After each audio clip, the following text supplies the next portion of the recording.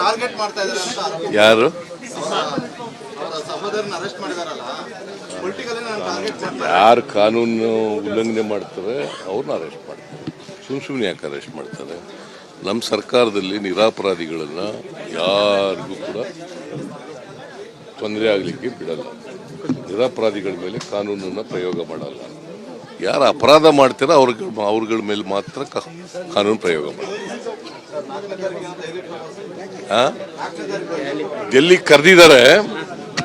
Mostly ನಾನು parliament ಚುನಾವಣೆ ಬಗ್ಗೆ ಚರ್ಚೆ ಮಾಡ್ತಾರೆ ಅಂತ ಅನ್ಕೊಂಡಿದ್ದೀನಿ. ಸರ್, ಅಯೋಧ್ಯೆ ವಿಚಾರಕ್ಕಾಗಿ PM ತುಂಬಾ ಇದು ತಗೊಂತಾ ಇದ್ದಾರೆ, ಪ್ರಚಾರ ತಗೊಂತಾ ಇದ್ದಾರೆ. ನಾವು ಅಯೋಧ್ಯೆಗೆ ವಿರುದ್ಧ ಇಲ್ಲ, ದೇವಸ್ಥಾನ ಕಟ್ಟಲಿಕ್ಕೆ ವಿರುದ್ಧ ಇಲ್ಲ, ರಾಮ ಮಂದಿರಕ್ಕೆ ವಿರುದ್ಧ ಇಲ್ಲ. ನಾವು ರಾಮ ಮಂದಿರದ ಪರನೇ ಇದ್ದೀವಿ, ಗೊತ್ತಾಯ್ತಾ?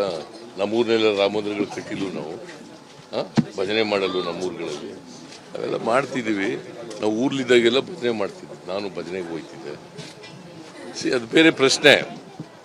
ಅವರು ಈಗ ಅಯೋಧ್ಯೆಯಲ್ಲಿ ರಾಮ ಮಂದಿರ ಕಟ್ತಾ ಇದ್ದಾರೆ, ಬಹಳ ಸಂತೋಷ. ಉದ್ಘಾಟನೆ ಮಾಡ್ತಾ ಇದ್ದಾರೆ, ಸಂತೋಷ. ಸರ್, ದೆಹಲಿ ಭೇಟಿಯಲ್ಲಿ ಬಾರಿ ನಿಗಮಂಡಳಿ ಫೈನಲ್ ಆಗುತ್ತೆ ಅಂತ ಇಲ್ಲ, ಈಗ ನಾವು MLAಗಳನ್ನು ಮಾತ್ರ ಮೊದಲನೇ ಹಂತದಲ್ಲಿ ಮಾಡೋಣ ಅಂತ ಯೋಚನೆ ಮಾಡಿದ್ದು. ಈಗ ಕಾರ್ಯಕರ್ತರಿಗೂ ಕೆಲವರು ಮಾಡಿ ಅಂತ ಹೇಳ್ತಾ ಇದ್ದಾರೆ, ಅದನ್ನು ಕೂಡ ಪಟ್ಟಿ ಮಾಡ್ತಾ ಇದ್ದೀವಿ. ನ್ಯೂ ಇಯರ್ಗೆ ಏನಾದರೂ ಹೊಸ ರೆಸಲ್ಯೂಷನ್ ಇದೆ? ನ್ಯೂ ಇಯರ್ಗೆ ಏನಾದರೂ ಹೊಸ ರೆಸಲ್ಯೂಷನ್ ಗೊತ್ತಿಲ್ಲ ನನಗೆ. ಏನು ಮಾಡ್ತೀವಿ, ಏನು ಈಗ ಅದು ನ್ಯೂ ಇಯರ್ಸ್ನಲ್ಲೇ ಮಾಡ್ತೀವಿ. ನ್ಯೂ ಇಯರ್ಸ್ನಲ್ಲೇ ಆಗೋದು. ಇವತ್ತಲ್ಲೇ ಕೊನೆ ದಿನ ಅಲ್ವಾ?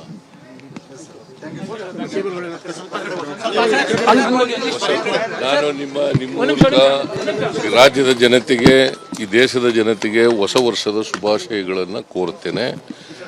ಮುಂದಿನ ವರ್ಷ ಅಂದರೆ 24ನೇ ವರ್ಷ ರಾಜ್ಯಕ್ಕೆ ಸುಖ, ಶಾಂತಿ, ನೆಮ್ಮದಿ ಮತ್ತು ಸಮೃದ್ಧಿಯನ್ನು ತರಲಿ ಅಂತೇಳಿ ಹಾರೈಸ್ತೀನಿ.